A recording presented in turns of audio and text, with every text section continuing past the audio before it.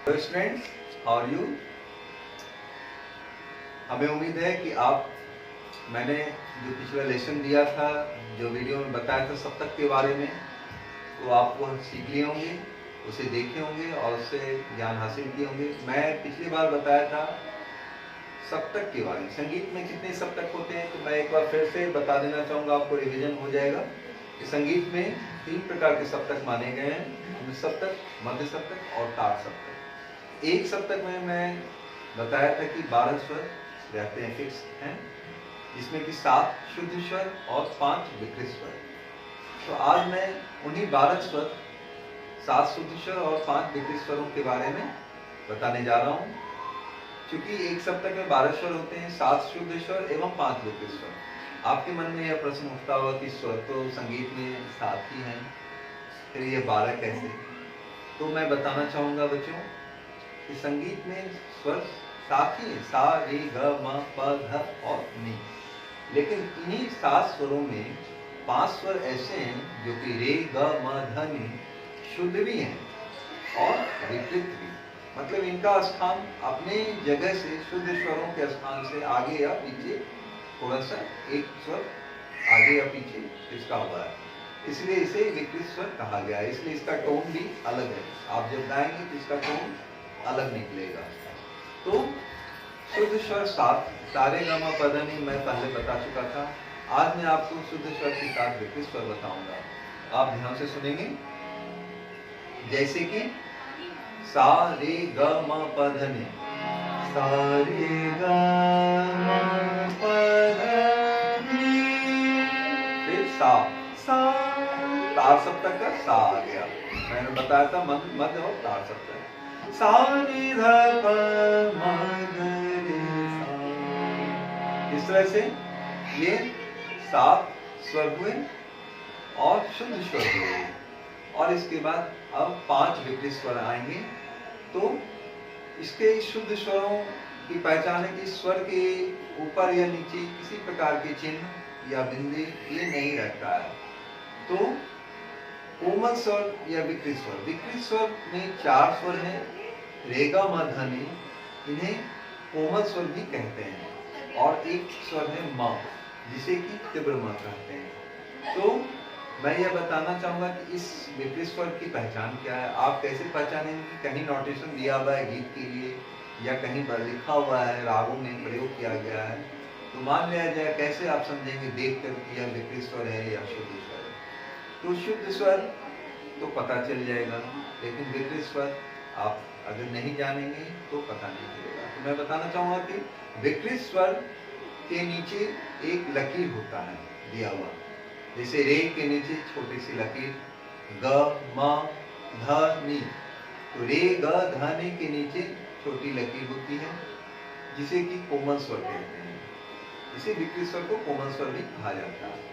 और म जो होता है वह म के ऊपर सीधी लकीर होती है, सीधी लकीर, जिसे कि तीव्र म कहते हैं। इसलिए इसे तीव्र म कहते हैं, तीव्र मध्यम भी। और कोमल स्वर रे, ग, म, ध, नि। तो इस तरह हमारे पास 7 शुद्ध स्वर और 5 विकृत स्वर हैं। तो इसके स्वर भी अलग अलग हैं और मैं आप लोगों को बजा कर बताना चाहूँगा और गाकर भी बताना चाहूँगा कि कैसे आप पहचानें। अब तक तो मैं बताया कि किस तरह आप पहचान सकते हैं, इनका पहचान बताया। अब आप सुनेंगे ध्यान से। सा, सा, रे, ग। तो मैं ग तक पहले बताऊंगा। अब कोमल रे कैसा आएगा? सा, रे, ये शुद्ध रे, अब कोमल रे, सा, रे, सा, ये कोमल रे हुआ। फिर सा, रे, ग, ग, ये कोमल ग। यानी कि शुद्ध स्वर से ठीक एक स्वर पहले कोमल स्वर होते हैं और तीव्र मध्यम जो है शुद्ध म से ठीक एक स्वर बाद में बजाया जाता है या गाया जाता है। तो सा, सा, रे, ग, कोमल ग, फिर सा, रे, ग, शुद्ध ग, सा, रे, ग, म, म, फिर तीव्र म पे आएंगे, सा रे ग म, ये तीव्र म है, म के बाद, शुद्ध म के बाद, सा रे ग म, प, सा और प कांस्टेंट है, क्योंकि सा और प एक ही होते हैं, शुद्ध ही होते हैं, यह विकृत स्वर नहीं है। तो सा रे ग म प, अब कोमल ध पे आएंगे, ध, तो ये कोमल ध है, सा रे ग म प ध, ध, ये शुद्ध ध, ध कोमल ध, इसके बाद शुद्ध ध, ध, फिर कोमल नी आएंगे, नी, नी, फिर शुद्ध नी, नी, तो कोमल, ये शुद्ध नी हो गया, इसके पहले कोमल नी था, नी, नी, अब फिर सा पे, सा, सा नी, नी, ध, ध, प, म, म, ग, ग, रे, रे, सा। तो मैं इस तरह से सातों स्वरों पे गया, सा से लेके नीचे मध्य सप्तक से तार सप्तक के सा तक गया, और मैं फिर जाकर वापस आया और 12वें स्वर के बारे में मैंने आपको बताया। हमें उम्मीद है आपको यह समझ में आ गया होगा अच्छी तरह से। फिर भी अगर आपको कोई डाउट हो तो आप मुझसे पूछ सकते हैं, कमेंट कर सकते हैं, लिख सकते हैं, मैसेज या कॉल के द्वारा भी पूछ सकते हैं। तो इस तरह से आप जान गए, और मैं अब बताऊंगा कि किस तरह से इसको लिखा गया है, क्या पहचान है। मैं अब डायरी में आपको यह दिखाऊंगा कि किस तरह से पहचान है। तो आए हम देखते हैं। तो बच्चों, मैं आपको लिखकर बता रहा हूं कि कैसे ये हिंदुस्तानी शास्त्रीय संगीत में शुद्ध और विकृत स्वर कैसे पहचाने हैं। तो हिंदुस्तानी संगीत के 7 शुद्ध स्वर हैं, जैसे कि सा, रे, ग, म, प, ध और नी। ये शुद्ध स्वर हैं, मैंने लिखा है साफ, आपको समझ में आ गया होगा। और फिर संगीत में 5 विकृत स्वर, तो ये रे, ग, म, ध, नी।